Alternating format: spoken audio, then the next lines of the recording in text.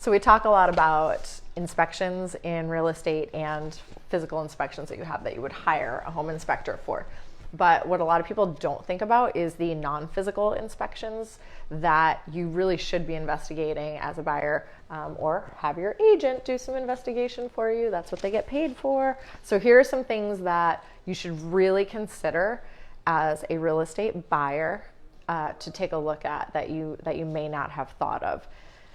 One is going to be the absence of any permits, inspection certificates, and other determinations on the property. And how you would find this out is to go to the local town hall or the city hall and simply go to the like the land use office or whatever office it is that they use, however form of government they use. But you can just ask to pull the file on the house. It's very easy. It's not uncommon. So just go in, ask to pull the file. And when you do, I mean, I would be prepared to just, take photos with your phone or whatever, but get a copy of that file and you'll be able to see if work had permits pulled for it, if they've had any issues with the town or anything like that. That'll all be in there. Something your real estate agent should do.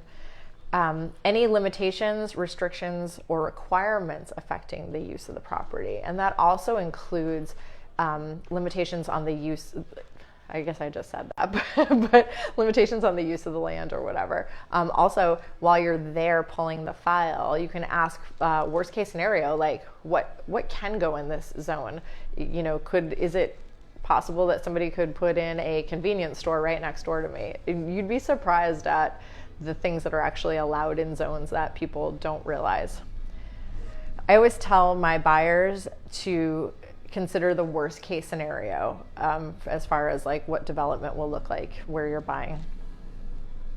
Rent and occupancy restrictions. This is really big right now. If you're buying a property to Airbnb or do short-term rentals, if you're buying a condo or something like that with the intent of renting, you definitely want to know what the restrictions are with that. That's something that the town can help you with, but also your agent can help you with that.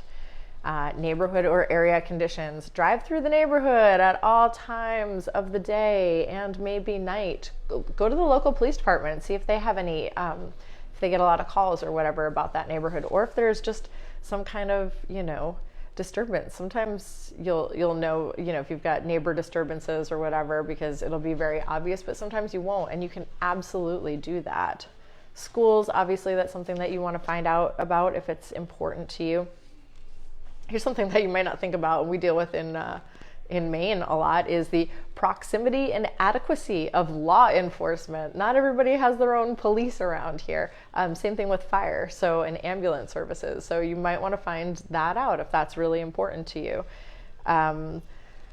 Existing and proposed transportation, construction, and development, which may affect the noise, the view, traffic, airport noise, odor.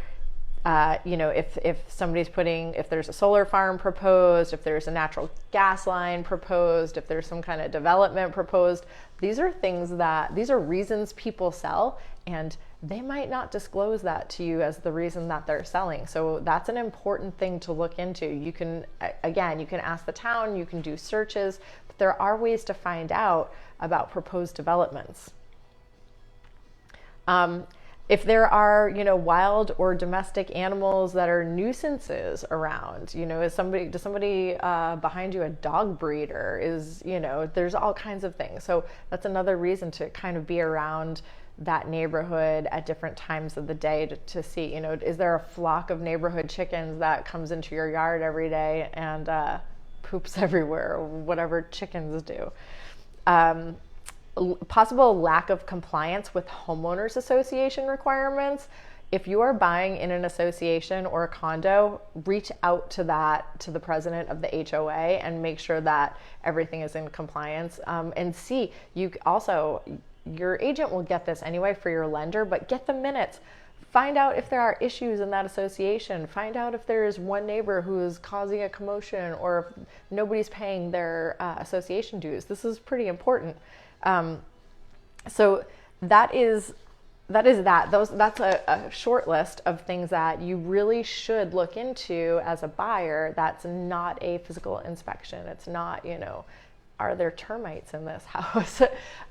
That's that. I'm just back from vacation and I wanted to jump on and make sure that I made myself visible to you guys.